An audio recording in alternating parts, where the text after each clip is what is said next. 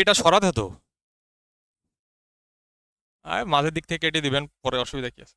এটা সরাতে হবে।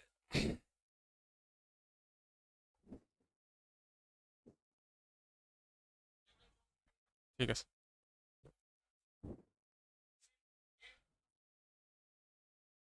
আচ্ছা,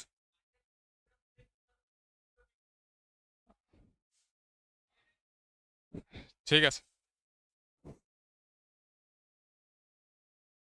তাহলে দেখো, 1 নম্বর কোশ্চেনটা শুরু করছি। একটি বৃত্তাকার ক্ষেত্রের পরিধি 440 মিটার হলে বৃত্তাকার ক্ষেত্রটির ক্ষেত্রফল কত হবে? তাহলে কি দেওয়া আছে? এটা পরিধি দেওয়া আছে, তাহলে পরিধির বৃত্তের সূত্র আমরা জানি কি? 2 পাই আর। এইটা সমান বলা আছে কত? 440। তাহলে এটা সমান লিখবো 440। এবার পায়ের মান বসাই। পায়ের মান কত হয়? 22/7। 22/7 লিখলাম, ইন্টু আর, সমান এটাই। দেখো আমরা এবার দুপাশে কাটাকাটি করব। কাটাকাটি 22 দিয়ে যদি এটা কাটি, 22 কত হয়? 44। তাহলে 20 হলো। কাটাকাটি করার পর আবার 2 দিয়ে কাটলাম, 2 দিয়ে কাটলে এটা 10। তাহলে আর এর মান কত হবে? আর এর মান কোনাকুনি গুণ হয়ে যাবে, 7×10 = 70। তাহলে এটা হলো এটা আমাদের আর মানে কি? ব্যাসার্ধ। তাহলে বৃত্তের কি বেরোলো? এটা ব্যাসার্ধ বেরোলো।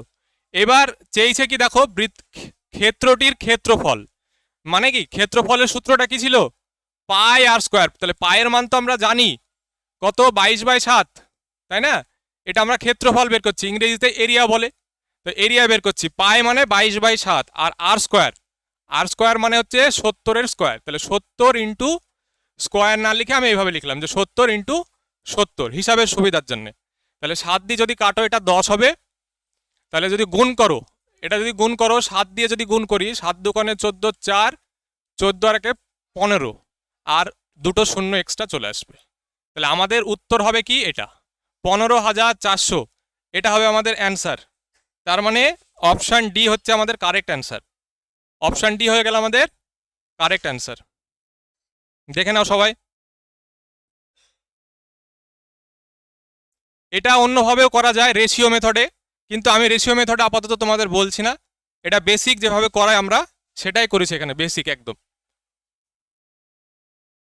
পরবর্তীতে যখন ক্লাস হবে তখন তোমাদের আরও ভালো ডিটেলস এই চ্যাপ্টারে আরও শর্টে করা যায়, সেগুলো আমি পরবর্তী যখন ক্লাস নিব ফাউন্ডেশন ব্যাচের, সেই সময় কিন্তু করে দেবো। ঠিক আছে, তাহলে এটা হয়ে গেল। এর পরেরটায় আসছি। দেখো এই প্রশ্নটা ভালো করে পড়বে, কারণ পড়ার মধ্যেই প্রশ্নটার অ্যান্সার লুকিয়ে আছে। বলছে যদি 3 বছর আগে অমিত ও সুমিতের বয়স যথাক্রমে 31 বছর এবং 34 বছর হয়, তাহলে 3 বছর পর তাদের বয়সের পার্থক্য কত হবে? দেখো, হ্যাঁ, 3ই হবে। কেন?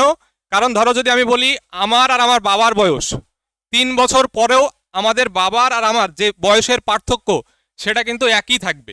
পার্থক্য তোমার আর তোমার বাবার বয়সের পার্থক্য কি থাকবে? সেম থাকবে। তাহলে এখানে পার্থক্য যখন 3 বলছে, তাহলে কি হবে? এখানে উত্তরটা 3ই হবে। তার মানে অপশন বি আমাদের অ্যান্সার। ঠিক আছে, পার্থক্য যেহেতু বের করতে বলেছে, পার্থক্য চেঞ্জ হবে না। পার্থক্যটা আমার বা আমার বাবার যদি বলি, দুজনের বয়সের যে পার্থক্য সেটা 3 বছর পরেও যা, 3 বছর আগেও তাই, একই থাকবে। ওটা কনস্ট্যান্ট, সেই জন্য আমাদের অ্যান্সার হবে কত? এটা 3 হবে। আচ্ছা, এরপরে দেখো, এবছর মাছের সংখ্যা 5% বৃদ্ধি পায়। বর্তমান মাছের সংখ্যা যদি 1806 হয়, তাহলে গত বছর মাছের সংখ্যা কত ছিল? মনে পড়ছে এই অঙ্কটা হচ্ছে অনেকটা তোমার ওই জনসংখ্যার অঙ্কের মতো, শতকরা যেটা করেছিলাম। তাহলে এইটা যেটা দেয়া আছে 1806, এটা কি বলতো? 1806 যেটা দেওয়া আছে, এটা 5% বৃদ্ধি হওয়ার পরে বর্তমানের সংখ্যা। এবার গত বছর জিজ্ঞেস করছে, গত বছর মানে সেই জনসংখ্যার অঙ্কের মতো, হ্যাঁ, যে 3 বছর আগে জনসংখ্যা কত ছিল, ওই রকম বিষয়টা হবে। তাহলে সেক্ষেত্রে কি করব আমরা? আগে জিজ্ঞেস করলে উপরে 100 লিখি, তাই না? আর তার নিচে লিখবে কত? 5% বৃদ্ধি পেয়েছে, তাহলে 105, 105 লিখবো। এইটুকু সবাই যদি লিখতে পারে, কাটাকাটি করলে অঙ্ক হয়ে যাবে। এবার কাটাকাটি করি, 5 দিয়ে কাটছি, এটা 21 দিয়ে কাটবে কি দেখো, নাহলে 3 দিয়ে তো কাটবেই শিওর। 3 দিয়ে কাটছি, 3 7 21, 3 দিয়ে হচ্ছে 3 6 18, এরকম হলো তাই না? 7 দিয়ে আবার কাটবে, 7 8 56 আর 6 7 42। তাহলে এটা যদি তুমি হিসাব করো 12 2 16 আর 1 17, তাহলে 1720 হলো আমাদের answer. Option D, option D হয়ে যাচ্ছে আমাদের অ্যান্সার। দেখে নাও। হুম, তাহলে গত বছর যদি গত বছর বলে বা পূর্বে বলে বা আগে বলে, তাহলে সেক্ষেত্রে আমরা কি করব, 100টা উপরে লিখবো আর নিচে কি হবে, যত পার্সেন্ট বৃদ্ধি হয়েছে, 5% যেহেতু বৃদ্ধি হয়েছে তাই 105 লিখেছি। যদি হ্রাস বলতো 5% তাহলে 95 লিখতাম। ঠিক আছে। আর যদি জিজ্ঞেস করতো যে আগে না জিজ্ঞেস করে যদি বলতো যে পরে কত হবে, পরে বললে কিন্তু 100টা উপরে না হয়ে নিচে হয়ে যেত। ঠিক আছে, জনসংখ্যার যে অঙ্কগুলো করেছি সেক্ষেত্রে কি হতো, নিচে হতো 100টা আর উপরে হয়ে যেত 105। বুঝতে পেরেছো ব্যাপারটা? তাহলে আগে বললে আগে 100 হবে, মানে উপরে 100 হবে, এইভাবে মনে রাখতে পারো। বা পূর্বে যদি বলে বা প্রাথমিকে যদি বলে তাহলে সেক্ষেত্রে উপরে 100 হবে, এটা মনে রাখার জন্য বলছি। হ্যাঁ, তাহলে এটা হয়ে গেল। আচ্ছা, পরেরটা আসি। দেখো এই কোশ্চেনটা খুব ভালো একটা কোশ্চেন, আমরা বারবার এই কোশ্চেনগুলোকে ফোকাস দিইনি সাধারণত, মানে তোমরা দাওনি এরকম। ঠিক আছে, এটা হচ্ছে রিমাইন্ডার থিওরামের একটা কোশ্চেন। ঠিক আছে, বলছে যে 7 পাওয়ারে 123, এটাকে যদি তুমি 11 দিয়ে ভাগ করো তাহলে ভাগশেষ কত থাকবে। তোমাকে জিজ্ঞেস করছে কি ভাগশেষ কত থাকবে, ভাগশেষ তো জানো রিমাইন্ডার বের করতে বলছে। তাহলে আমরা এটাকে করার জন্য অনেকে কি করে, ইউনিট ডিজিটের যে মেথড 4 দিয়ে ভাগ করে ওই সমস্ত মেথডে যায়, কিন্তু অ্যাকচুয়ালি সবসময় কিন্তু ওই মেথডে কিন্তু অ্যান্সার সঠিক আসবে না, কারণ সঠিক মেথডটা আমাদের জানতে হবে। তাহলে এটা কিন্তু আমরা এটাকে দেখো এরকম লিখতে পারি কেন একটু দেখো, তারপর আমি ব্যাখ্যা বলছি।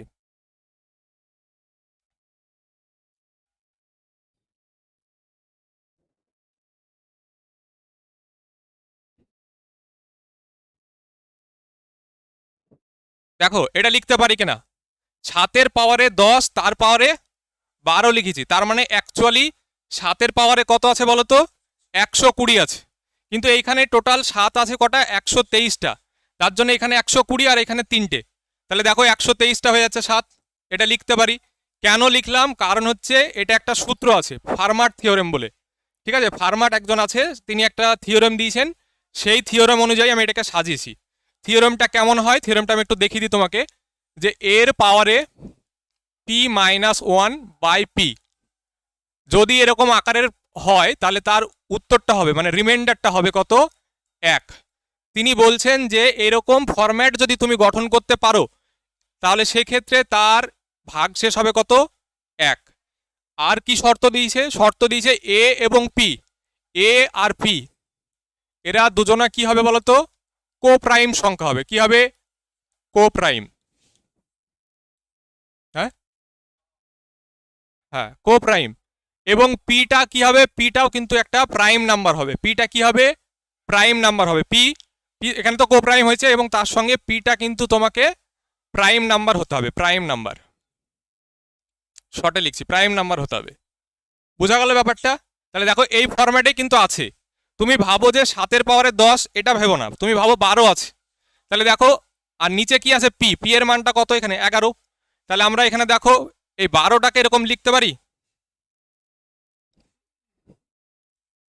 12টাকে আমরা 11 মাইনাস, সরি 12 মাইনাস 1 লিখতে পারি। হ্যাঁ, দেখো কত লিখেছিলাম এখানে, 12 তো 12 লিখেছিলাম, তার মানে 11 মাইনাস 1 লিখতে পারি। 11 মাইনাস 1 লিখলে তো 10 হয়ে যাচ্ছে তাই না, 13 মাইনাস 1 লিখতে পারি। হ্যাঁ, 13 মাইনাস 1 লিখলে তো হবে না, না প্লাস 1 লিখলে হবে না, কারণ এখানে ফরম্যাটে বলে দিয়েছে মাইনাস হবে। ঠিক আছে, তাহলে এইটা কত হবে আমি তোমাকে পরে বলে দিচ্ছি। এটা যদি হিসাব করো এইটুকুর জন্য, বিশেষ করে এইটুকুর জন্য রিমাইন্ডারটা কিন্তু 1 হবে। ঠিক আছে, আর 7 কিউব মানে হচ্ছে 343, 343কে 11 দিয়ে যদি ভাগ করো কত হবে বলো তো, ভাগশেষ 2 হবে। তাহলে এটা কি লিখবো, 1 গুণ 2, তাহলে উত্তরটা কত হয়ে গেল, 2 হয়ে গেল। তাহলে অ্যান্সার হবে 2। এইটা তো অ্যাকচুয়ালি কি বলতো আমার উল্টো লেখা হয়েছে, এখানে লিখতে হতো 12 আর উপরে লিখতে হতো 10। ঠিক আছে, আমি তোমাকে লিখে দেখাচ্ছি দেখো। হ্যাঁ, একটু আমার হয়েছে, এটাকে এরকম ভাবে লিখলে সব থেকে ভালো হতো। ফরম্যাটটা যদি আমি এরকম লিখতাম যে 7-এর পাওয়ারে 12 দিয়ে তার পাওয়ারে যদি লিখি 10 গুণ 7-এর কিউব, এটাও তো একই জিনিস।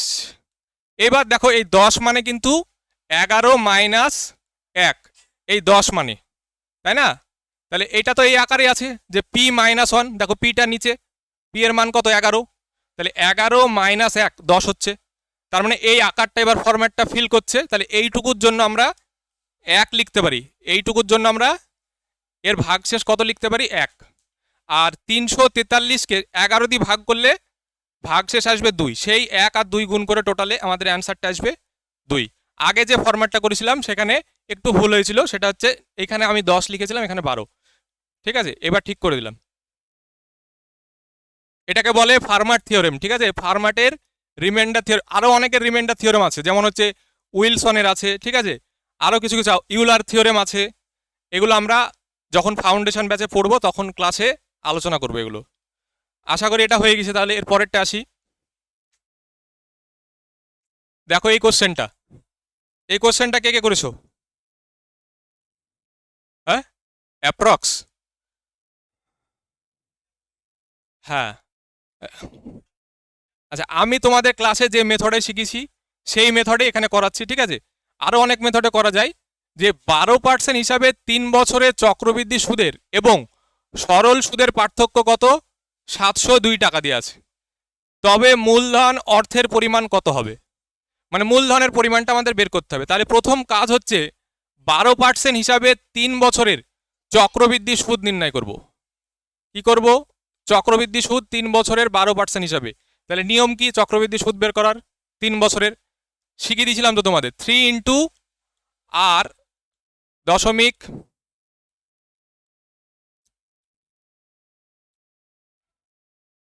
এটা ছিল নিয়ম 3 বছরের। তাহলে বসায় আর এর মান দেখো এখানে 12, তাহলে 3 বারং 36 দশমিক আর স্কোয়ার, তাহলে 12 স্কোয়ার মানে 144, 144 ইন্টু 3 কত হবে বলো? 144 কত হচ্ছে? 496 হয়, তাই হয় 432 আসবে। তারপরে আর এর কিউব, 12 কিউব কত হবে? 1728 মনে হয় নাকি? 12 কিউব কত হবে? 1728। তাহলে আমরা লিখবো 1728। দেখো এবার নিয়ম হচ্ছে 3টে পার্ট হয়ে গেছে, এটা প্রথম, এটা দ্বিতীয়, এটাকে তৃতীয় ভাবো।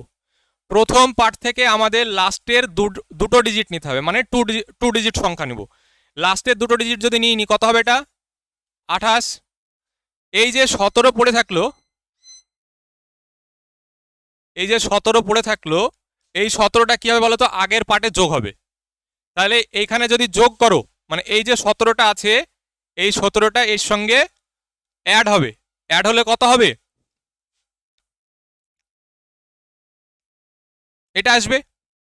17 যদি যোগ করি 432-এর সঙ্গে কত হবে?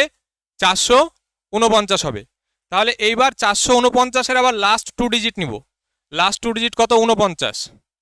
49 নিলাম। বাকি যে 4 থাকছে, এই যে এবার 4টা পড়ে থাকছে, সেই 4টা কিন্তু আগের পার্টে যোগ হয়। তাহলে এটা কত হয়ে যাবে? 40 হয়ে যাবে। তাহলে আমরা লিখলাম 40.4928। এটা আমাদের 3 বছরের 12% হিসাবে চক্রবৃদ্ধি সুদ বেরোলো। দেখো এটা বুঝতে পারলে কিনা, আগে করেছিলাম আমরা এগুলো। 40.4928 এটা চক্রবৃদ্ধি সুদ। আর 12% হিসাবে যদি বলি সরল সুদ কত হবে? 36 হবে। তাহলে এখান থেকে যদি তুমি মাইনাস করো 36টা, এটা যদি মাইনাস করো কত হবে তাহলে? 4.4928। এটা হবে কি বলতো? চক্রবৃদ্ধি সুদ 3 বছরের এবং 3 বছরের সরল সুদের পার্থক্য এটা বেরালো। 3 বছরের চক্রবৃদ্ধি সুদ এবং সরল সুদের পার্থক্য বেরোলো। প্রশ্নে কিন্তু এই যে পার্থক্যটা লিখেছি 4.4928, এই পার্থক্যর মানটা প্রশ্নে বলেছে 702। তাহলে উপরে লিখলাম 702 গুণ, যেটা বের করতে বলে সেটার ভ্যালু দিয়ে গুণ। তাহলে কি হবে, মূলধন, মূলধন কত হয় 100, তাই 100 দিয়ে গুণ হবে। এবার তুমি হিসাব করো, হিসাব করলেই পেয়ে যাবে। দেখো দশমিক যদি তুলি এখানে 4টে শূন্য আরো অ্যাড হবে এখানে। ডাইরেক্ট যদি কাটো এটার সঙ্গে এটা, কাটাকাটি করলে কত হবে, ডাইরেক্ট যদি কাটি না 64 হবে, 64 আসছে। দেখো 702 এর সঙ্গে 64 গুণ করলে এটা পুরো কেটে যাচ্ছে। ইউনিট ডিজিট চেক করে দেখে বলছি আর কি। দেখো 4 দোকানে 8 হচ্ছে, ইউনিট ডিজিট চেক করে বললাম, মোটামুটি অ্যাপ্রক্স দেখো 64 আসছে। আর এই 64 দিয়ে যদি এটাকে পুরো গুণ করা হয়, তুমি যেটা বললা 15,625, সেটা হবে কত হবে, এটা যদি ডাইরেক্ট গুণ করে দিই এটা হবে 15,625। অনেকে ভাববে আমি মুখস্থ লিখে দিলাম, কিন্তু ওই ভাই বলেছে বলে আমি ডাইরেক্ট লিখলাম। 15,625 আসবে এবং অপশানেও আছে, অপশানেও আছে, তাহলে এটা উত্তর হবে। ডাইরেক্ট মুখস্থ মনে হতে পারে এটা, কিন্তু কিন্তু এটা মোটামুটি আইডিয়ার উপরে করা হলো। আর 64 দিয়ে এটা গুণ ভাগ করলে এটা আসছে 15,625। হ্যাঁ, আপাতত এটাই রাখো। এর থেকে সহজে করতে গেলে অন্য মেথডে যেতে হবে। গোল্ডেন রেশিও মেথড আছে, ঠিক আছে, এসব মেথডে যাওয়া যেতে পারে। তাছাড়া আরও অনেক মেথড আছে, ঠিক আছে, আরও অনেক মেথড আছে, রেশিও মেথড আছে, কিন্তু তোমাদেরকে আমি বরাবর এই মেথডটাই শিখিয়ে এসেছি, সেই জন্য আমি এই মেথডটাতে করলাম আপাতত। দেখো সবারই হয়েছে কিনা, তাহলে মুছে দিব এটা। আবার বলবো একবার, ভালো করে শুনে নাও। 12% হিসাবে 3 বছরের চক্রবৃদ্ধি সুদ বের করলাম। তাহলে 3 বছরের চক্রবৃদ্ধি সুদ আমি এইভাবে বের করি যে 3 ইন্টু আর দশমিক 3 ইন্টু আর স্কোয়ার কমা আর কিউব, এটা ট্রিক হিসাবে রেখেছি। এবার মানগুলো বসিয়ে হিসাব করলাম। হিসাব করার পরে এটা হচ্ছে প্রথম পার্ট, এই পার্ট থেকে লাস্টের দুটো ডিজিট নিতে হবে। তাহলে লাস্টের দুটো ডিজিট নিয়ে এখানে রেখে দিয়েছি, দেখো আগেই 228 রেখে দিয়েছি। তারপরে কি হলো, যে 17 পড়ে থাকলো, এই 17টা ঠিক আগের পার্টের সঙ্গে যোগ হবে। তাহলে যোগ করলে 449 হচ্ছে। এই 449-এর আবার লাস্ট টু ডিজিট এখানে রেখে দিলাম। তাহলে পড়ে থাকছে কত, 4, সেই 4টা আগের পার্টে যোগ হবে। তাহলে 40.4928, এটা কি হবে, এটা হবে আমাদের 3 বছরের 12% হিসাবে চক্রবৃদ্ধি সুদ বা সিআই। আর এসআই কিভাবে পাই, এসআই মানে হচ্ছে আর ইন্টু টি, আর মানে হচ্ছে এই সুদের হার, আর টি মানে হচ্ছে 3। তাহলে এই দুটোকে গুণ করলেই 3 বারং 36। তাহলে এটা থেকে এটা যদি মাইনাস করি, মানে চক্রবৃদ্ধি সুদ এবং সরল সুদের পার্থক্য বের করি, তাহলে আমাদের এটা বেরাচ্ছে, ঠিক আছে।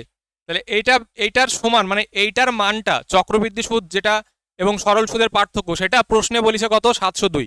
তাই আমি লিখে দিয়েছি, দেখো 702টা উপরে, নিচে এটা লিখেছি। ফরম্যাটটা জানো যেভাবে আমি শিখেছিলাম, ইন্টু কি হবে 100। এবার এইখানে যে 4টে শূন্য এসছে, সেই 4টে শূন্য কিন্তু এই দশমিক তোলার জন্য এসছে। দিয়ে কাটাকাটি করলে এটার সঙ্গে এটা কাটলে 64 আসছে, ঠিক আছে, 64 আসছে। 64 দিয়ে ডাইরেক্ট কাটলে এটা 15,625 আসছে, যেটা ভাই বললো, ঠিক আছে। ডাইরেক্ট আমি একবারে কেটে অ্যান্সার বের করে দিয়েছি, সেটা হচ্ছে আমাদের, এটা হবে উত্তর। আশা করি বোঝা গেছে, ঠিক আছে। আর এক্সপ্লেন বেশি করছি না, কারণ এখানে ধরো এটা মক টেস্টের মতোই, মানে প্র্যাকটিস, যেহেতু ক্লাসে আরো ভালো ডিটেলসে আলোচনা করা হবে। এটা দেখো 8,400 টাকা আমান, রিয়া এবং অঞ্জুর মধ্যে 3:4:8 অনুপাতে ভাগ করা হয়েছে। অঞ্জু এবং রিয়ার ভাগের পার্থক্য নির্ণয় করুন।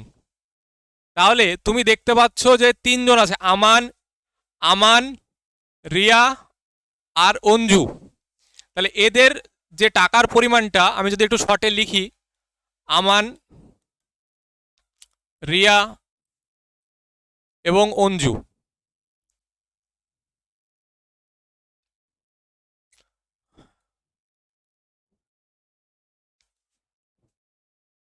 এরকম লিখলাম অঞ্জু, হ্যাঁ। তাহলে সেক্ষেত্রে কি হচ্ছে, 3:4:8 এটা বলা আছে। তাহলে 3 জনার মোট টাকা যদি হিসাব করো, ক টাকা হচ্ছে, 4 আর 3 7, 8 7 15 টাকা মোট।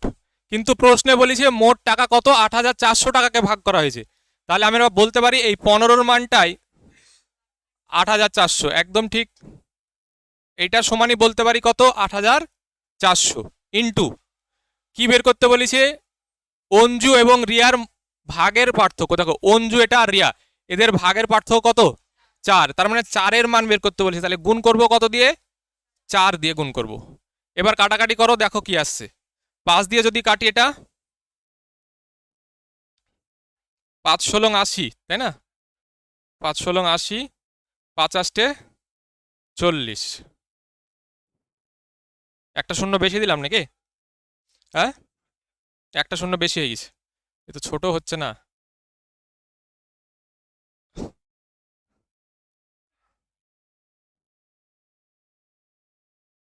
ঠিক আছে, এটা হলো। এবার 3 দিয়ে আবার দেখো গুণ করা ভাগ করা যাচ্ছে কিনা দেখো।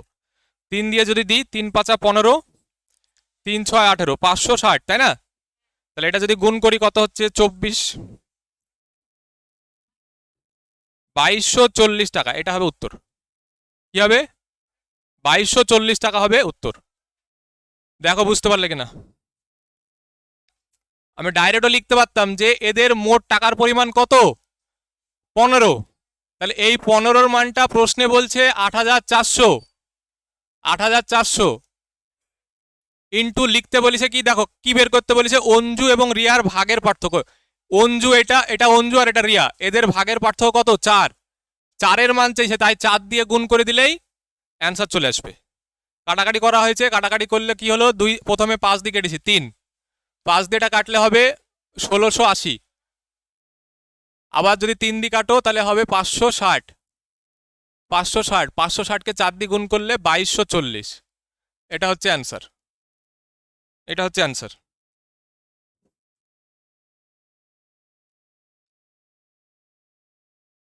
মাথায় ঢুকছে না? ঢুকছে না?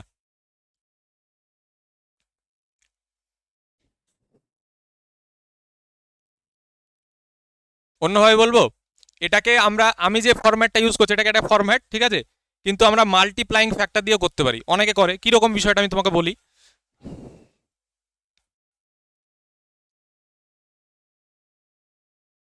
এই যে অনুপাতটা আছে 3:4:8, ঠিক আছে, 3:4:8, তাহলে মোট কত হচ্ছে?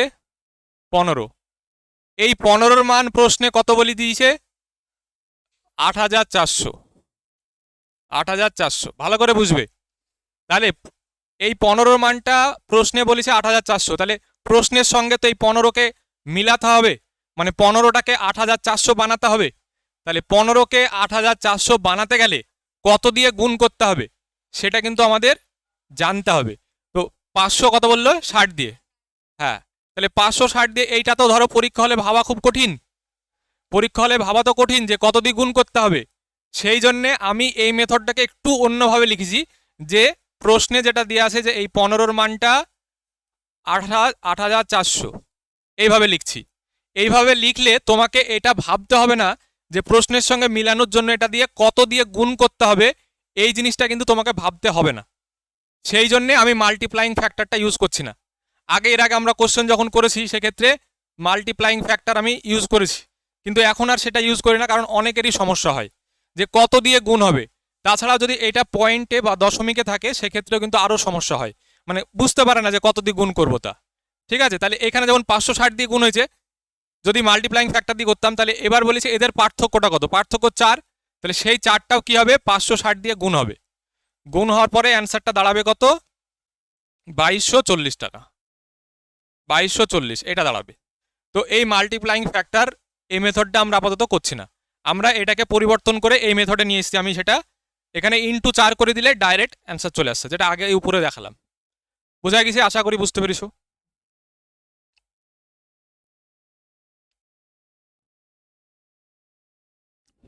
ও, এটা মুছে তো লাভ নাই, পরের ক্লাস আসি। এটা দেখো 7, কোশ্চেন নাম্বার 7 দেখো, এটা সবাই পেরেছো। এটা আমি তোমাদের টাইপ ওয়াইজ যখন সময় কার্য করেছিলাম, মনে আছে? বা আর ও থাকলে বা এবং থাকলে কিভাবে করতে হবে সহজে, সেটা কিন্তু শিখিয়ে দিয়েছিলাম। সেই নিয়মে এটা করো। দেখো এখানে জিজ্ঞেস করেছে যে 6 জন পুরুষ বা 9 জন শিশু একটি কাজ 18 দিনে সম্পন্ন করতে পারে। একই কাজটি একসঙ্গে সম্পূর্ণ করতে 3 জন পুরুষ এবং 6 জন শিশুর কত সময় লেগেছিল? মানে তোমাকে টাইমটা জিজ্ঞেস করছে, ঠিক আছে। তাহলে টাইম জিজ্ঞেস করলে প্রথমে বলেছি যে লাইনটা পড়বে, এই লাইনে যে দিন সংখ্যাটা দিয়ে আছে 18, সেটা উপরে লিখে দিবে, তারপরে নিচে দাগ দিবে, দিয়ে নিচে দ্বিতীয় ক্ষেত্রে, এখানে পুরুষ আর মহিলা শিশুর কথা বলা হয়েছে, তাই লিখবো আমরা দ্বিতীয় ক্ষেত্রের পুরুষ সংখ্যা কত, এখানে 3। দ্বিতীয় ক্ষেত্রের পুরুষের সংখ্যার নিচে লিখব প্রথম ক্ষেত্রের পুরুষের সংখ্যা, তাহলে প্রথম ক্ষেত্রে পুরুষ কত 6, তাই এখানে 6 লিখব, যোগ আবার দ্বিতীয় ক্ষেত্রের শিশুর সংখ্যা কত 6, আর প্রথম ক্ষেত্রে শিশুর সংখ্যা 9, এটা লিখব। এই যে সাজানো হয়ে গেছে আমাদের, এবার কাটাকাটি করতে হবে। কাটাকাটি করলে দেখো এটা 2, এটা যদি 3 দিয়ে কাটো 2, তাহলে আলটিমেট 18।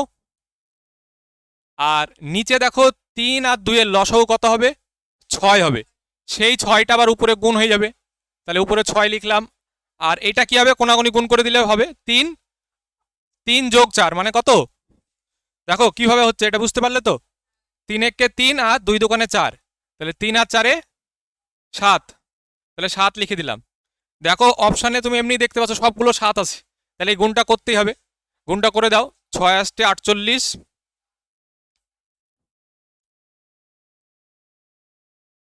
108/7, উত্তর কি হবে অপশান সি। দেখো বুঝতে পারলে কিনা। এই অঙ্কটা কিন্তু পরীক্ষায় আসে খুব, অনেক সময় এই এবং এর জায়গাটায় ও থাকে, কি থাকে ও লেখা থাকবে, এবং এর জায়গাটায় অনেক সময় কিন্তু ও লেখা থাকে, যেটা আমি তোমাদের টাইপ ওয়াইজ যখন কোশ্চেন করেছিলাম লিখেছিলাম বাও, বা আর ও থাকে, সেই জন্য ডাইরেক্ট একবারে বলছিলাম যে বাও, বাও থাকলে এইভাবে সমাধান করলে খুব তাড়াতাড়ি সমাধান হবে।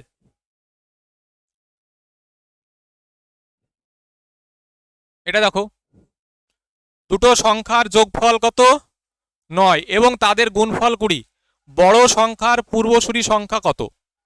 পূর্ব সংখ্যা মানে আগের সংখ্যাটা জিজ্ঞেস করছে। তাহলে প্রথমত দেখো এই অপশানগুলো যদি ভাবি আমি, আমাকে বলছে বড় সংখ্যার, তাহলে এমন সংখ্যা দুটো নিতে হবে যাদের যোগফলটা কত হবে 9 এবং তাদের গুণফল হবে কত 20। তাহলে তুমি যদি 5 আর 4 নাও, 5 আর 4 যদি নিই, দেখো যোগ করলে কত হচ্ছে 9 হচ্ছে, এবং যদি গুণ করি দেখো 20 হচ্ছে। তাহলে প্রশ্নের সঙ্গে দেখো মিলে যাচ্ছে, প্রশ্নে যা যা বলেছে মিলে যাচ্ছে। এবার বলেছে উত্তরটা দেখো বড় সংখ্যার পূর্বসূরি, তাহলে এই দুটো সংখ্যার মধ্যে বড় কোনটা 5 বড়, তাহলে 5 যদি বড় হয় তার পূর্বে কোন সংখ্যাটা আছে 4, তাহলে উত্তর হবে কত 4, এটা হবে অ্যান্সার। অনেকে কিন্তু অ্যান্সারটা হুটহাট করে 5 করে দিবে, আর 5 করে দিলে কিন্তু ভুল হয়ে যাবে, যেটা ম্যাক্সিমাম ছেলে সিলি মিস্টেক হয়ে যাবে একদম। হ্যাঁ, তাহলে কি হবে এটা 4 হবে, পূর্বসূরি, পূর্বসূরি মানে তার আগের সংখ্যাটা জিজ্ঞেস হচ্ছে। ঠিক আছে, পরেরটা আসছি। এইটা দেখো, এটা হচ্ছে সূত্র, তাই না, এ প্লাস বি এর মান দিয়ে আছে, এ বির মান দিয়ে আছে, তোমাকে জিজ্ঞেস করেছে এ কিউব প্লাস বি কিউব এর মান জিজ্ঞেস করছে, তাহলে এর সূত্রটা কি হবে বলো তো, কারো জানা আছে? হ্যাঁ, কি হয় এ প্লাস বি তার কিউব মাইনাস 3ab ইন্টু এ প্লাস বি। এটা করলে তো হবে, দেখো এটা করি দেখি আগে হচ্ছে কি। হবে তো অবশ্যই 8, 8-এর কিউব হবে এটা মাইনাস 3ab, তাহলে এ বির মান কত এখানে 17, তাহলে লিখবো কত গুণ 17। আবার দেখো এ প্লাস বি, এ প্লাস বি কত 8, তাহলে গুণ এখানে আরো 8 হয়ে গেল। বুঝতে পেরেছো কিনা দেখে নাও, 8-এর কিউব কত হবে 512, তাহলে আমরা লিখবো কত 512 মাইনাস এটা কত হবে গুণ করলে 17কে 24 দিয়ে গুণ করতে হবে, 17 গুণ 24 শিখিয়ে দিয়েছিলাম এক লাইনে গুণ করা, 4 7 28 হাতে 2, 4 1 4, তাহলে 14 আর 8 4 18, 18 আর 2 20 শূন্য হাতে থাকে 2, কত হচ্ছে হ্যাঁ 408 আসছে, তাই তো বলছি, তোমরা 308 বলছো, তাহলে কত হবে অ্যান্সারটা 104, কারেক্ট 104, এটা হবে আমাদের উত্তর। দেখো অপশানে আছে এতে 104, তাহলে এই সূত্রটা মনে রাখতে হবে, ঠিক আছে, সূত্রটা কিন্তু লিখে রাখো, মনে রাখতে হবে এটা।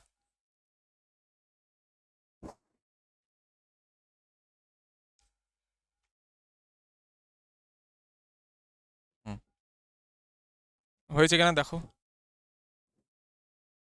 হুম, অন্য সূত্র দিয়ে করেছিল, তাহলে ভুল হয়েছে মনে হয়।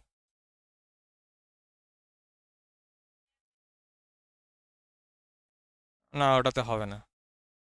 তাই তুমি এ স্কোয়ার প্লাস বি স্কোয়ারের মান কোথায় পাবে? পাবে না তো। হ্যাঁ, এ এ এ যদি আলাদাভাবে থাকতো তাহলে তো আমার দরকারই ছিল না।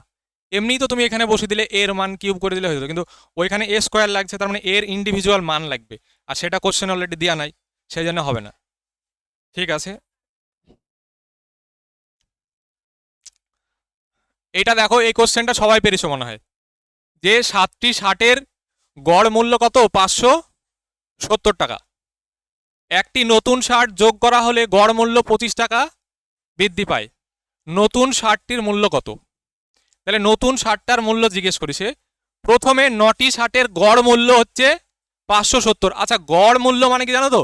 গড় মানে এক একটা শার্টের দাম হচ্ছে, একটা শার্টের দাম কত? 570। তাহলে 570কে যদি আমি 9 দিয়ে গুণ করি, তাহলে 9টা মোট শার্টের দাম পেয়ে যাব।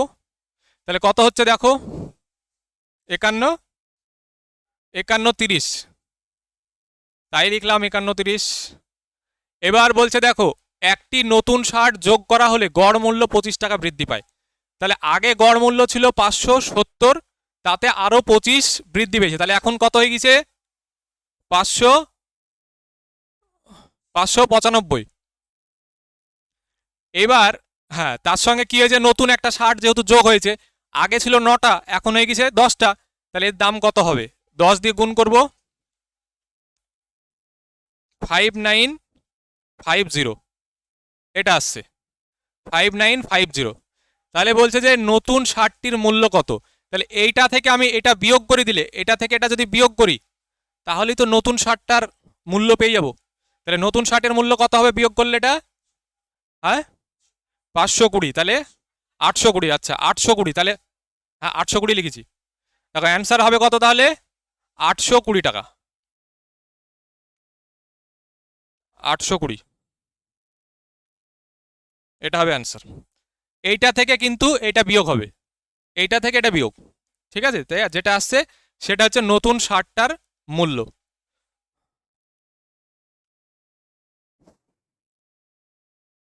জল খাওয়ার দরকার।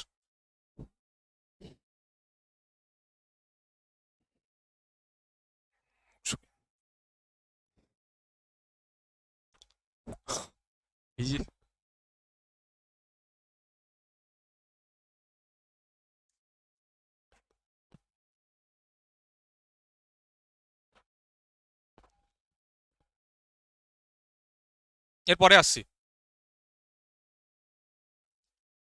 দেখো, একটি পরীক্ষায় এক শিক্ষার্থী 50 নম্বরের মধ্যে 33 নম্বর পেয়েছে, সে শতকরা কত নাম্বার পেয়েছে? খুবই সহজ, একবারে দেখে বোঝা যাচ্ছে। 50-এ যদি 33% হয়, তাহলে 100-তে কত হবে? 66। তাহলে 100-তে হয়ে যাবে কত? এটা দ্বিগুণ হয়ে যাচ্ছে যেহেতু 100-তে, তাহলে এটাও কিন্তু দ্বিগুণ হয়ে যাবে, তাহলে 66 হবে উত্তর আমাদের। ডাইরেক্ট হয়ে যাচ্ছে। শতকরা জিজ্ঞেস করেছে বলে আমরা 100-তে বের করলাম, তাই না?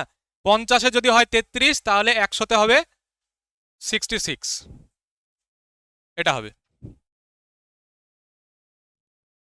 পরেরটা দেখো, এটা আমাদের কি বের করতে বলেছে? মূলধন মানে আসল। তাহলে আসল বের করতে বলেছে, মানে কত দিয়ে গুণ হবে? 100 দিয়ে গুণ করব, 100 দিয়ে গুণ করব। আর প্রশ্নে কি দিয়ে আছে? 600 টাকা, এটা সরল সুদ। তাহলে প্রশ্নের দেওয়া সরল সুদটা উপরে লিখলাম, নিচে সরল সুদ লিখব। সরল সুদ কিভাবে পায়? আর ইন্টু টি। তাহলে আর এর মান এখানে 8, আর টি এর মান হচ্ছে 15 মাস। আচ্ছা, মাসকে বছরে পরিণত করলে কি করতে হবে? 12 দিয়ে ভাগ। ঠিক, তাহলে 12 দিয়ে ভাগ করে দিলাম। 3 দিয়ে যদি কাটে এটা 5, 3 দিয়ে কাটলে এটা 4, এটা 2। তাহলে টোটাল দেখো, এই 5 আর 2, 10 কেটে নিলাম, তাহলে এটা 10 10 100। তাহলে আসলের পরিমাণ বেরিয়ে গেল 6000। 6000, এটা হবে উত্তর। অপশন এ হচ্ছে কারেক্ট অ্যান্সার। বুঝা গেছে এটা? এগুলো তো তোমাদের আগে থেকে করা ছিল এগুলো মনে হয় ভালোভাবে। এখন অনেক কোশ্চেন বাকি, বুঝলাম এটা। হ্যাঁ, পরেরটা আসো। এই অঙ্কটা কে কে করেছো? এটা হয়েছে কারুর? কি হবে বলো তো? বি এর থেকে 20% বেশি এবং এ সি এর থেকে 77.5 কম। সি এর মান যদি এটা হয় তাহলে বি এর মান কত হবে? তাহলে আমরা এই লাইনে দেখতে পাচ্ছি এ সি এর থেকে 77.5% কম। তাহলে এ কত হবে বলো তো? এ কত হবে? 22.5, একদম ঠিক। 22.5 হবে পার্সেন্ট। তাহলে আমরা এখন এই যে সংখ্যাটা আছে 4000, এর কি করব? 22.5% বের করে নিব। পার্সেন্টেজ তোলার জন্য 100, 22.5%-এর পার্সেন্টেজ তোলার জন্য 100, দশমিক তোলার জন্য আরো একটা শূন্য অ্যাড। তাহলে টোটাল 3টে শূন্য কেটে গেল। 4 দিয়ে গুণ হবে এটা, 4 দিয়ে গুণ করলে 900, 4000 আছে তো, 40,000 আসছে, 9000 হবে তো। 4 দোকানে 800, 800 আর হচ্ছে 4 25 100, তাহলে 900 আসছে। হ্যাঁ, ও এখানে আরেকটা শূন্য আছে, সরি। আচ্ছা, 40,000 আছে, একটা শূন্য এক্সট্রা, আমি এটা ভুলে লিখেছি। থামো, ঠিক করে দিচ্ছি। এখানে 40,000 ছিল, 40,000, আমি 4,000 লিখেছিলাম, 3টে শূন্য কাটলাম, তাহলে এটা হয়ে যাচ্ছে 9,000। ঠিক আছে, তাহলে 9,000 হচ্ছে, একটা শূন্য এক্সট্রা হবে। এবার কি করতে হবে? এইটার বলেছে দেখো যে 4,000 হলে বি এর মান কত, তাহলে বি এর মান যদি বের করি, এ বি এর থেকে 20% বেশি, তাহলে বি কত হবে? 120 হবে। তাহলে এর আবার 120% বের করে দিলে অ্যান্সার চলে আসবে।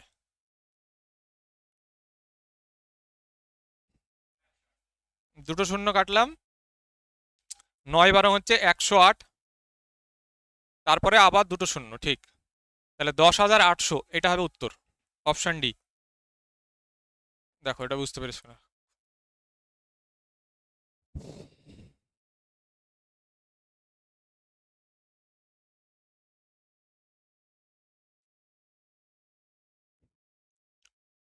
কোশ্চেনের মানে স্ক্রিন বড় হওয়ার জন্য মনে হচ্ছে মাঝে মধ্যে একটু কোশ্চেনটা আবছা আবছা, মানে চোখে জানে হচ্ছে একটু। তোমাদেরও কি হচ্ছে, না আমার হচ্ছে শুধু একা? কাছে থেকে দেখছি তো আরো মনে হচ্ছে এরকম ফেটে যাচ্ছে, ওই জন্যে এরকম হচ্ছে। চোখে তো মাঝে মাঝে কেমন লাগছে একটা। এটা পরেরটা আসছি। এটা দেখো, একটি নির্বাচনে দুই প্রার্থীর জন্য দেওয়া ভোট ছিল 4:9 অনুপাতে। যদি সফল প্রার্থী এত ভোট পান তাহলে অসফল প্রার্থীর প্রাপ্ত ভোট কত? তাহলে এখান থেকে আমরা দুজন প্রার্থী আছে দেখেই বুঝতে পারছি যে একজনা চারখানা ভোট পেয়েছে আর একজন হয়েছে 9খানা, এরকমও ভাবতে পারি। তাহলে যে 9খানা ভোট পেয়েছে সেই তো সফল হয়েছে, মানে সে তো জয়ী হবে স্বাভাবিক। যে 9খানা ভোট পেয়েছে সে জয়ী বা সফল বলতে পারি। তাহলে সফল সফল প্রার্থী পেয়েছে কত? 9 ভোট পেয়েছে, কত? 9, কিন্তু প্রশ্নে বলেছে কত? হ্যাঁ, এইটা বলে দিছে 43 21, 98 43 21, এটা হচ্ছে এই 9-এর মান। আর আমাকে বের করতে হবে কার মান? 4-এর মান, তাই 4 দিয়ে গুণ হবে।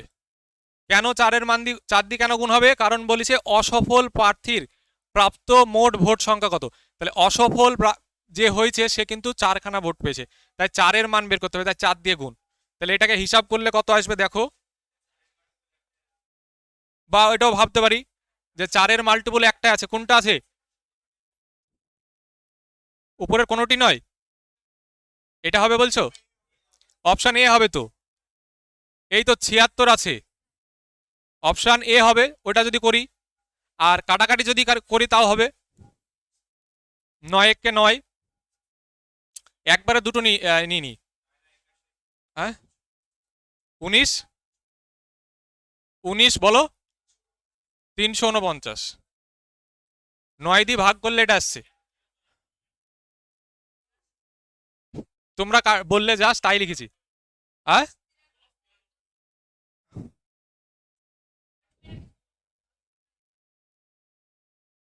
কত লিখবো বলো? তারপরে এবার এবার দেখো ইউনিট ডিজিট দেখে বুঝতে পারছি, এটার সঙ্গে এটা গুণ করলে 4×9 = 36, 6 আসবে, লাস্টে আসে 6। আর যেটা রকি বললো সেটা করলেও হবে, যে কার মাল্টিপুল আছে সেটা দেখবো। 4-এর মাল্টিপুল একটা আছে, ওই অনুযায়ী বলছো করা যাবে এটা, তাই এটা করি দাও। এটা অ্যান্সার। বড় বড় ক্যালকুলেশন দিয়ে দিচ্ছে মা। পরেরটা আসি, এটা বলো সরল সুদের কত শতাংশ হারে, তার মানে কি বের করতে হবে? সুদের হার। সুদের হার বের করতে বলি, তাহলে আমরা সুদের হার কিভাবে বের করি? SI/P 100/T, এটা। তাহলে SI এর মান এখানে বের করতে হবে। কিছু পরিমাণ অর্থ 12 বছরের নিজের দ্বিগুণ হয়ে যায়, মানে ধরো তুমি ব্যাংকে গিয়ে রাখলে 1 টাকা, সেটা সুদে আসলে হয়ে যাচ্ছে 2 টাকা। তাহলে ব্যাংক 1 টাকা বেশি দিচ্ছে, ব্যাংক 1 টাকা বেশি দিচ্ছে, মানে এই 1 টাকাটা কি হবে? এটা হচ্ছে সুদের পরিমাণ। তাহলে আমরা সুদের পরিমাণের জায়গায় SI এর জায়গায় লিখলাম 1 লিখে দিলাম। পি কত হচ্ছে? 1 × 100/T, টি এর মান এখানে বলে দিয়েছে দেখো 12 বছর, 12 লিখলাম। কাটাকাটি করলে 4 দিয়ে 3, 8 পূর্ণ বা 8.33 লিখতে পারি, এটা হবে উত্তর। অপশন ডি, 8 পূর্ণ 1/3 বা 8.33, এটা হবে উত্তর। বোঝা গেছে না বোঝা যায়নি? যে নিজের দ্বিগুণ হয়, মানে কোনো আসল ধরো 1 টাকা রেখেছো, ব্যাংকে সেটা দ্বিগুণ হয়ে গেছে, মানে 2 টাকা হয়ে গেছে। তাহলে 1 টাকা রেখে ব্যাংক যদি 2 টাকা দেয়, 1 টাকা সুদ হিসাবে দিয়েছে, তাই SI এর জায়গায়, SI মানে তো সুদ, সরল সুদ, সেই জায়গায় 1 লিখেছি। পি মানে আসল 1 লিখেছি, ইন্টু 100/T, টি এর মানটা কত? 12। টি এর মান দেখো এই যে 12 বলা আছে সময়, তাই এখানে 12 বসেছি, কাটাকাটি করেছি, কাটাকাটি করার পরে এটা আমাদের উত্তর এসছে 8.33%। কমপ্লিট। বুঝলাম। পরে আসে এই প্রশ্নটা কি হবে উত্তর? 7 হবে। ঠিক বলেছে, 7 হবে। কিভাবে দেখো, একটি সংখ্যা 3-এর থেকে বড় কিন্তু 8-এর থেকে কম, তাহলে 3-এর থেকে বড় কি কি সংখ্যা হতে পারে? 4 হতে পারে, 5 হতে পারে, 6 হতে পারে, 7 হতে পারে, আর তো হবে না, এইগুলোই হতে পারে, তাই না? 3-এর থেকে বড় কিন্তু 8-এর থেকে কম, এই সংখ্যাগুলোই আসছে। আবার বলছে 6-এর থেকে বড়, 6-এর থেকে বড় মানে 7, আর 10-এর কম 8, 9, এইগুলো হতে পারে। তাহলে এবার বলছে যে সংখ্যাটি কত, দুজনার মধ্যে যেটা কমন আছে সেটাই উত্তর হবে। তাহলে উত্তর হবে কত? 7, এটা হবে উত্তর।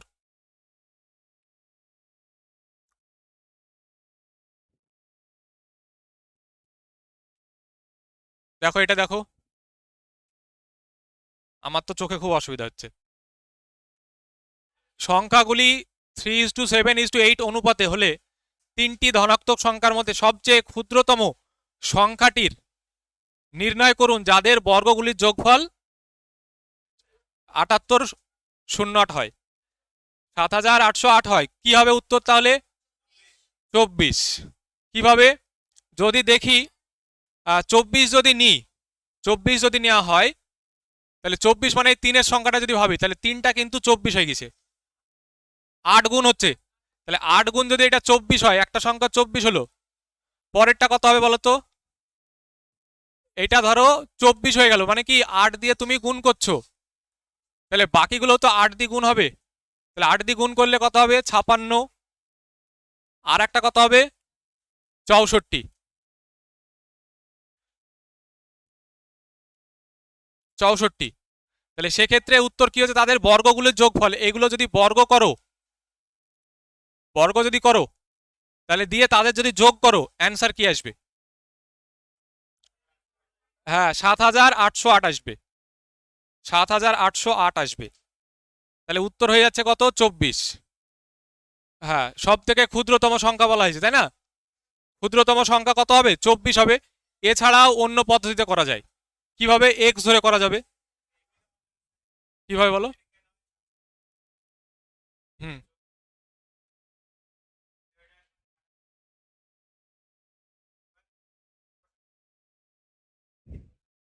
হবে, ওইভাবেও করা যাবে। এটাও তো করা যাবে। এটা হচ্ছে তো 24 স্কোয়ার কত হচ্ছে, এগুলো যোগ করে দেখিছো তো? একবার যোগ করো তো, যোগ করো, একবার যোগ করো দেখো। আমি তো এইভাবে ভাবলাম, আরো অন্যভাবে ভাবা যায়, এক্স ধরেও করা যায়।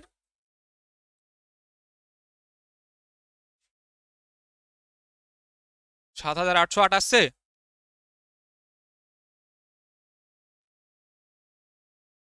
আসা তো দরকার।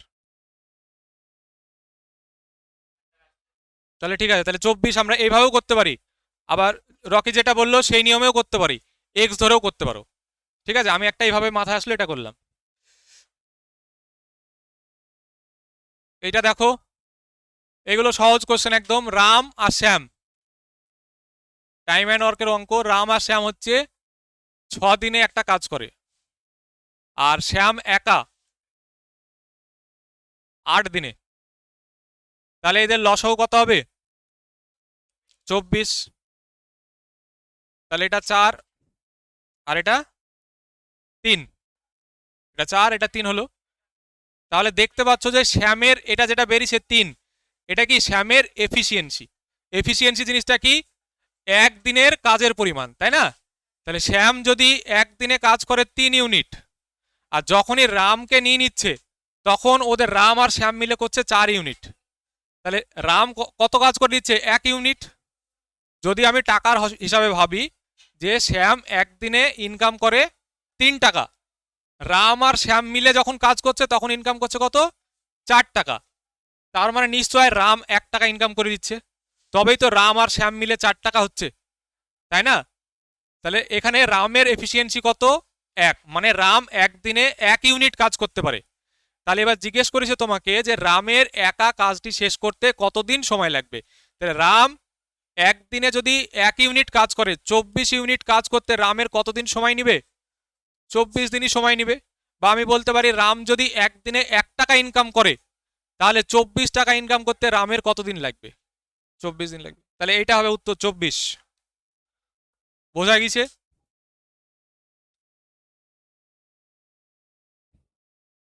আমাকে এখানে কি বের করতে বলেছে? ক্রয় মূল্য। তাহলে গুণ হবে কত দিয়ে?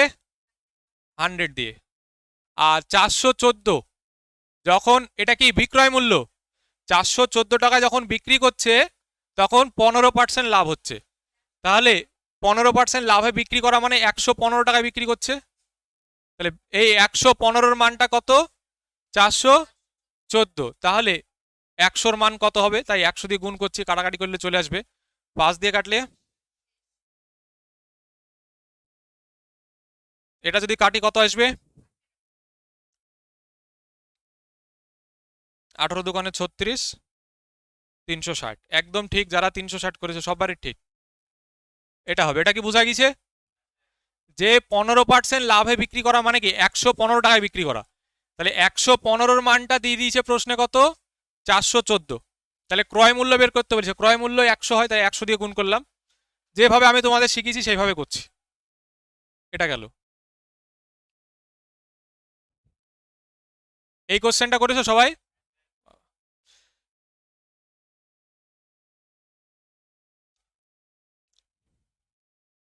162 তাকে ভাগ করতে বলেছে এটা দিয়ে। তাহলে একবারে ডাইরেক্ট লিখে দিলাম এখানে, হ্যাঁ, একটা রুটের মধ্যে লিখে দিলাম ডাইরেক্ট। একটা রুটের মধ্যে দুজনকে, যেহেতু দুজনায় রুটের মধ্যে আছে, তাই একটা রুটের মধ্যে এদের দুজনকে লিখে দিলাম। এটা লিখতে পারি আমরা। ঠিক আছে, ইনটু, ইনটু কি হবে? রুটের মধ্যে এটা আছে,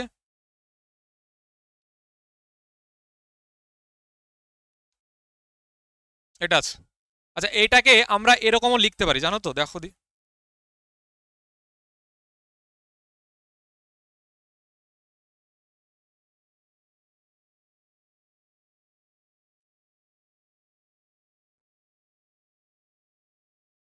এটাকে আমরা এইভাবে লিখতে পারি। ঠিক আছে, জিনিসটা একই কিন্তু। তো এবার যদি কাটাকাটি করো, কাটাকাটিতে সুবিধা হবে। এটা কাটলে কত হবে? 6, 9 আসছে। আর এটা যদি কাটি 4 আসছে। তাহলে রুটের মধ্যে কত হয়ে গেল 36, আর রুটের মধ্যে 36 মানেই +-6, যেহেতু পজিটিভে আছে অ্যান্সারটা, তাই অ্যান্সার হবে 6। এইভাবে করতে পারি। সহজে কাটাকাটি করার জন্য নিচে এরকম ভাবে সাজিয়ে লিখলাম। তুমি যদি না সাজিয়ে লিখো কোনো সমস্যা নাই। হ্যাঁ, বড় হবে কেন? কাটাকাটি করতে গেলে কাটাকাটি। ও আচ্ছা, 6 হচ্ছে +-, ঠিক আছে।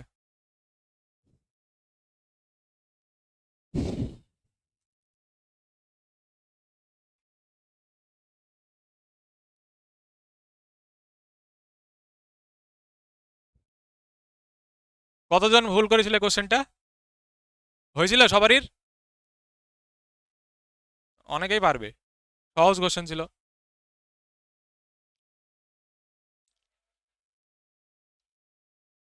এটা দেখো, ক্রয় মূল্য যদি ক্রয় মূল্যের সাথে বিক্রয় মূল্যের অনুপাত, তার মানে বলতে পারি ক্রয় মূল্য কত 5 টাকা আর বিক্রি করেছে কত 7 টাকা, তাহলে লাভ ক টাকা হয়েছে 2 টাকা। আমাকে লাভের শতাংশ বের করতে বলেছে। লাভের হার সব সময় যদি কোশ্চেনে না বলা থাকে তাহলে আমরা জানি ক্রয় মূল্যের উপর লাভ হয় সব সময়। ক্রয় মূল্যটা কত 5, তাহলে 5-এর উপরে লাভ হয়েছে 2, ইনটু শতকরা করার জন্য আবার 100 দিয়ে গুণ করব।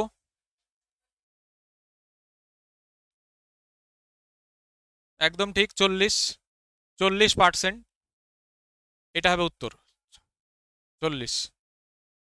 ঠিক আছে, এটা সবাই পেরেছিল, এইটাও সবাই পেরেছো। হ্যাঁ হ্যাঁ, আমাদের জিজ্ঞেস করেছে চতুর্থ সমানুপাতিক খুঁজি। তাহলে চতুর্থ সমানুপাতিক নিয়ম যেটা সেটা বলছি যে তুমি এটা এরকম লিখতে পারো ডাইরেক্ট, 5/8 সমান 10/x। এক্স মানে হচ্ছে এখানে চতুর্থ সমানুপাতি আমি ধরে নিয়েছি বা এক্স ধরে নিয়েছি। এবার এটাকে যদি হিসাব করো, কাটাকাটি যদি করো, পাশাপাশি কাটে, তাহলে এক্স সমান কত হয়ে গেল 16। এক্স সমান 16।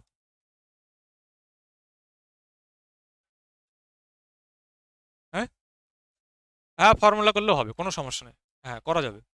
তাহলে এটা 16 আসছে। এই কোশ্চেনটা কত এসছে 12। আচ্ছা 12 এসছে, দেখে নি আমরা। একজন ব্যক্তি স্থির জলে, তাহলে এটা নৌকার অঙ্ক। নৌকার অঙ্ক যেভাবে আমি তোমাদের শিখেছি সেটা লিখছি, সেই ছকে লিখছি। স্থির জলে কত 8, তাহলে মিডিলে লিখলাম 8, এটা স্থির জল। আমরা লিখি কি, এদিকে লিখি অনুকূলে বেগ, অনুকূলের বেগ, এটা স্রোতের বেগ, এটা স্রোতের বেগ, এটা স্থির জলে নৌকার বেগ, নৌকার বেগ শর্টে লিখছি, এটাও স্রোতের বেগ, আর এটা হচ্ছে প্রতিকূলের বেগ।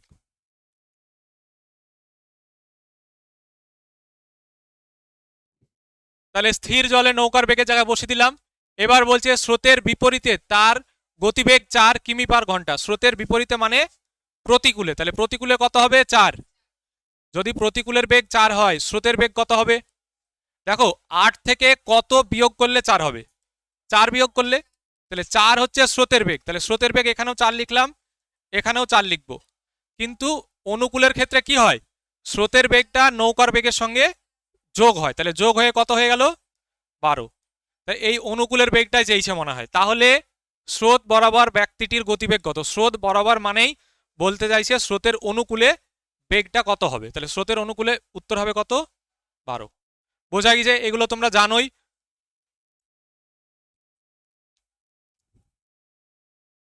নৌকা স্রোতের অঙ্ক এই একটা ছকের বাইরে একটাও যায় না। এই ছকটা যদি ভালো করে শেখা যায়, এটা যে স্ট্রেট লাইন বরাবর যেটা লিখেছি, এটা শিখলে সমস্ত অঙ্ক এখান থেকেই হয়, নৌকা স্রোতের অঙ্ক।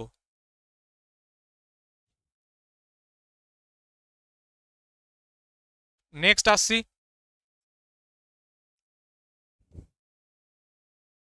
এটা হয়েছে কারোর? কত এসছে?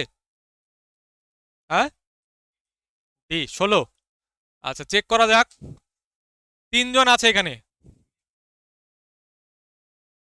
আচ্ছা রেজি ধরলাম, এটা রেজি, তারপরে আছে কি রিমি,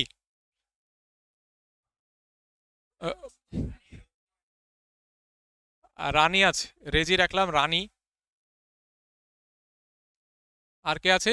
রিমি। বলো কি বলছো? রেজি এক্স ধরলাম, রেজিকে এক্স ধরলাম। দেখো, রানী রেজির থেকে 1 বছরের বড়, তাহলে আমি যার সঙ্গে থেকে আছে তাকে এক্সটা ধরে নিলাম। রেজি কি হয়ে গেল? এক্স। তাহলে রানী কি হবে? 1 বছরের বড়, তাহলে 1 যোগ হবে রানী, তাহলে কি হয়ে যাবে এটা? x+1 হবে, কারেক্ট। এবার রিমিতে আসো, দেখো বলছে রেজি রিমির থেকে 1 বছরের বড় হয় এবং তাদের বয়সের সমষ্টি কত? তাহলে রোজি হচ্ছে রিমির থেকে, এর থেকে রিমির থেকে 1 বছরের বড়, তাই তো? তাহলে কি লিখবো এটা? রিমি কি হবে? রিমির জায়গাটায় কি লিখবো? x-1, কারেক্ট, x-1 লিখবো। এবার এইগুলো যদি আমি যোগ করি, কারণ এইখানে দেখো সমষ্টি বলা আছে, তাহলে এটাকে সমষ্টি মানে যোগ করব। যোগ করলে কত হবে? এগুলো সব যদি যোগ করি, এগুলো যদি যোগ করি 3x হবে। আর এই +1 আর -1 কেটে যাবে, সেই জন্য কত হবে? 3x। তাহলে 3x সমান আমরা লিখতে পারি 48। তাহলে x সমান কত হয়ে গেল? 16। তাহলে x এর মান 16। তা জিজ্ঞেস করেছে রেজির বয়স কত, তাহলে রেজির বয়স x ধরে নিয়েছিলাম, তাই কত হলো? 16 বছর। উত্তর হবে কত? 16 বছর। এটা উত্তর হবে। ঠিক আছে।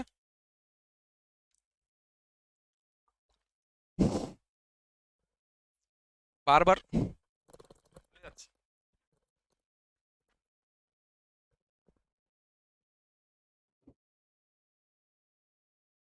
গরমে।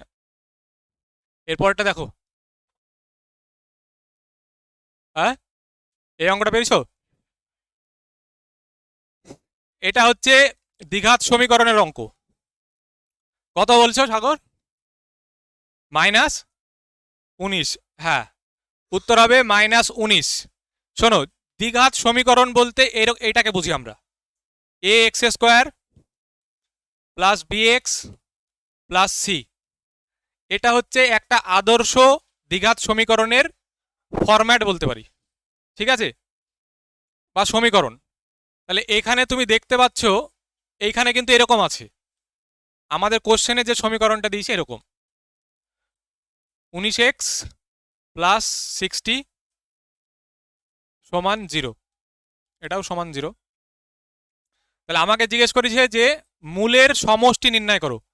মূল বলতে এখানে এটাকে সমাধান করার পরে, যেহেতু দ্বিঘাত সমীকরণ, তাহলে এখানে দুটো মান বেরাবে, যে দুটো মান বেরাবে এক্স এর, সেগুলোকেই বলছি মূল। কি বলছি? মূল, ঠিক আছে। এবার সেই মূলের বা রুট বলে, ইংরেজিতে রুট বলে, তাহলে তাদের সমষ্টি বের করার নিয়ম হচ্ছে, সাম বের করার নিয়ম হচ্ছে কি বলো? কি হবে? -b/a। কি হবে? সাম যদি বের করতে বলে -b/a লিখবো। তাহলে এখানে বি এর মানটা কত? দেখো, এই দেখো বি এখানে আছে, তাহলে এখানে বি এর কত হবে? 19, তাই এখানে 19 লিখলাম। নিচে হবে এ, নিচে এ হবে। দেখো এর মান এখানে কিছু নাই, মানে এ বরাবর দেখো x² আগে, x² আগে যে এটা আছে এটাকে বলে কোইফিসিয়েন্ট। x² কি ওটা? এটা হচ্ছে কোইফিসিয়েন্ট। সেম এখানেও দেখো x² কোফিসিয়েন্ট কত আছে? 1। তাহলে এখানে কত হবে? 1। আর একটা মাইনাস আছে, তাই -19/1 মানে -19, -19। এটা হবে উত্তর। এটা আমাদের 9-এর কোশ্চেন, ক্লাস 9-এ আছে, ঠিক আছে। এখান থেকে অনেক সময় সমষ্টি জিজ্ঞেস করেছে, সমষ্টির জায়গায় কিন্তু গুণফলও জিজ্ঞেস করে। গুণফলের কিভাবে বের করবো? গুণফল সাগর, গুণফল কিভাবে বের করবো দ্বিঘাত সমীকরণের? c/a নাকি? হ্যাঁ, মনে নাই, ভুলে গেছো। তাহলে সাম বললে কি লিখবো? -b/a, আর গুণফল বললে c/a, ঠিক আছে, c/a হয়, মাইনাস থাকবে না, ঠিক আছে। আচ্ছা, এর পরেরটা আসি। এই কোশ্চেনটা কে কে করেছে? কত এসছে অ্যান্সার? আচ্ছা, দেখো প্রশ্নটা বলে দিয়েছে আনুমানিক মান হিসাব করতে হবে। আমি এটাকে 18.01 আছে, এটাকে 18 ভাবলাম, আনুমানিক ভেবে নিলাম। এটা আছে 3.99, তাহলে আমরা এটাকে 4 ভাবতে পারি। প্লাস এখানে দেখো এটা 9.99, নয় নয় আছে মানে 10 ভাবতে পারি, আর এটাকে আবার 4 ভাবতে পারি। তাহলে এটাকে যদি যোগ করো, গুণ করলে 72 যোগ 40, 112। তাহলে অপশন সি হয়ে গেল অ্যান্সার। 12 হচ্ছে, বি হবে অ্যান্সার। হুম, এটা হবে অ্যান্সার। আনুমানিক মান বলিছে, ভালো করে বোঝো। 18.01, 01 আছে মানে এটাকে আমরা মোটামুটি 18 মেনে নিতে পারি। 3.99 মানে প্রায় 4ই, তাই সেই জন্য 4 ধরে নিয়েছি। 9.99 মানে এটা 10, মোটামুটি 10-এর কাছাকাছি। মোটামুটি বলতে একদম 10ই বলতে পারি, তাই 10 লেখা হয়েছে। আর 3.99 মানে 4। তো এটাকে আনুমানিকভাবে হিসাব করলে যেটা আসছে সেটাই জিজ্ঞেস করেছিল, তাহলে সেটা হবে অপশন বি। হ্যাঁ, পয়েন্টে করতে গেলে একটু সময়ও লাগবে ক্যালকুলেশন করতে, তো আমার মনে হয় এটা করা বেস্ট। এটা দূরত্ব বের করতে বলেছে, ডিস্ট্যান্স। ডিস্ট্যান্স মানে আমরা জানি কি, স্পিড ইন্টু টাইম। 360, দেখো অ্যান্সারটা কিন্তু মিটারে চেয়েছে, তাহলে এই যে কিমি বলছে না, একজন লোক 360 কিমি প্রতি ঘন্টা বলছে, প্রতি ঘন্টায় মানে 1 ঘন্টার কথা বলছে। তাহলে 1 ঘন্টায় যায় 360 কিমি, 1 ঘন্টায় যেটা যায় সেটাকে আমরা কি বলি, গতিবেগ। তাহলে আমরা বলতে পারি 360 এটা একটা গতিবেগ, এটা গতিবেগ বলা আছে, কিন্তু এটা কিসে, কিমি পার ঘন্টায়। তাহলে এটাকে মিটার পার সেকেন্ড করে নাও, 54টাকে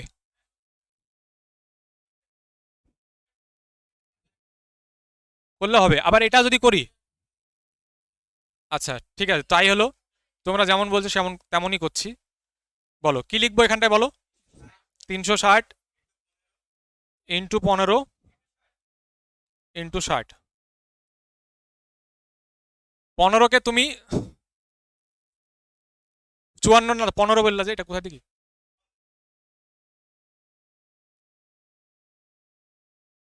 হুম,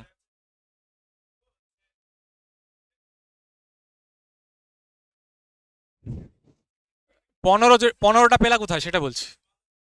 54 মিনিট আছে, ওটা তো ওটা সময়। সময়কে আমরা সময়কে আমরা 5/18 দিয়ে গুণ করতে পারি না।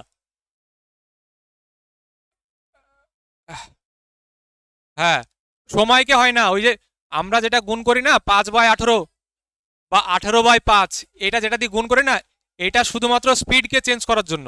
তাহলে তুমি যদি এরকম করতো যে 360, এটা ধরো কিমি পার ঘন্টায় আছে, মিটার পার সেকেন্ড করে নাও, 5/18 দি, এটা মিটার পার সেকেন্ড হয়ে গেল। ইন্টু টাইম বলছে 54 মিনিট, মিনিটকে সেকেন্ড করতে হলে কি করতে হবে, মিনিট থেকে সেকেন্ডে যাচ্ছ, 60 দিয়ে গুণ করতে হবে। তাহলে 60 দিয়ে গুণ, এবার হিসাব করো। দেখো 18 দোকানে 36, এটা যদি গুণ করো কত হবে, হ্যাঁ কত হবে, অপশন 24।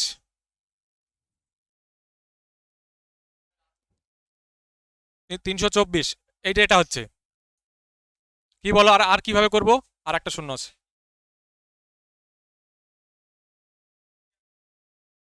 হ্যাঁ হবে, ওটা করলেও হবে। যদি তুমি 360 ইন্টু 54কে 54 মিনিটটাকে ঘন্টায় নিয়ে আসলাম, দিয়ে করলেও হবে, কোনো সমস্যা নেই। দিয়ে লাস্টে 1000 দিয়ে কি করতে হবে, কিলোমিটারে কিলোমিটারে আসবে, সেটাকে মিটার করার জন্য 1000 দিয়ে গুণ করতে হবে, 1000 দিয়ে গুণ করলেও হবে। এটা করলেও হবে, ওটা করলেও হবে, যেটা ইচ্ছা করতে পারো। আর এই কথাটা খুব ভালোভাবে মনে রেখো, এই যে 5/18, এইটা গুণ করা হয় শুধু স্পিডকে, কখনো সময়কে না। সময়কে যদি গুণ করো তাহলে কিন্তু ভুল হয়ে যাবে, ঠিক আছে। এটা দেখো, এ আর বি 12 দিনে কাজ করছে, সি আর ডি একই কাজ কত দিনে, 36 দিনে। লসাগু 36, ঠিক। হ্যাঁ, এটা 3, এটা 1। এবার জিজ্ঞেস করছে যে একসাথে, তাহলে A B plus C plus D একসাথে কাজ করছে, তাহলে একসাথে কাজ করলে এই 36 ইউনিট কাজ করতে একসাথে তো একদিনে কাজ করে 4 ইউনিট, তাহলে 4 দিয়ে ভাগ, 4 9 36, তাহলে কি হবে 9 হবে, 9। এটা অ্যান্সার। এখানে দেখো এ বি সি ডি মিলে কাজ করছে, একসঙ্গে মিলে কাজ করছে, তার জন্য কত 4 দিয়ে ভাগ হলো। এটা কি বুঝতে পেরেছো? না বুঝতে পারলে বলো, আমি বুঝি বলছি। ঠিক আছে সবারই? এইটা মূলধনের পরিমাণ বের করতে বলেছে, কি পি এর মান। তাহলে পি এর মান মানে কত দিয়ে গুণ করবে? 100, তোমাদের যেভাবে শিখেছি। আচ্ছা, এই যে এটা 3810 আছে, 3810, এটা কি দিয়ে আছে? সরল সুদ। তাহলে এর নিচে কি লিখবো? সরল সুদ লিখো। 6 সরল সুদ কিভাবে পাই? আর ইন্টু টি, তাহলে আর এর মান 6, টি এর মান 5, তাহলে এদের দুজনা গুণ করলে 5 ছক 30। এবার এটাকে হিসাব করতে হবে। হ্যাঁ, 0 0 কাটলাম, 127, তাহলে উত্তর হবে 12,700। 127 দিয়ে কিভাবে বুঝলাম? ফট করে দেখো, 3 100 হয় 300, আর 3 27 হয় 81, সেই জন্য 127 লেখা হয়েছে ফট করে। এটা উত্তর হলো 127 এটা। এরপরেরটা আসছি, লাস্ট কোশ্চেন। দেখে নাও একবার, পড়েছো কোশ্চেনটা? বিনিয়োগ করার দেওয়া আছে এ বি সি 3 5 9 অনুপাত দিয়ে আছে। এটা কিসের অনুপাত দিয়ে আছে বলো তো? বিনিয়োগ। বিনিয়োগ মানে হচ্ছে ক্যাপিটাল, তাহলে আমরা বলতে পারি এটা সি এর মান দিয়ে আছে। আচ্ছা, এরপরে যেটা দিয়ে আছে দেখো, বিনিয়োগের সময়। সময় মানে হচ্ছে টাইম, টাইমের অনুপাত 2:3:1, এটা আছে। তোমাকে জিজ্ঞেস করেছে কি? লাভের অনুপাত। তাহলে লাভের অনুপাত বের করতে গেলে কি করতে হয়? হ্যাঁ, আমি আমি শিখে দিয়েছিলাম, এটা লিখে দিয়েছিলাম যে পি সমান কি হয়? C into T. পি সমান, পি মানে এখানে প্রফিট বা লাভের পরিমাণ, তাহলে সি এর মান 3 আর টি এর মান 2, তাহলে এটা হয়ে গেল 6, এটা গুণ করলে হবে 15, আর এটা গুণ করলে হবে 9। আবার 3 দিয়ে কাটাকাটি হবে, তাহলে 3 দুগুণে 6, 3 5 15, 3 3 9, একদম ঠিক। তাহলে উত্তর কোনটা হয়ে গেল? এই ছিল কোশ্চেন। পজ করবো কি করে? রেকর্ডিং। রাকিব স্যারকে ফোন করো তো, রকি।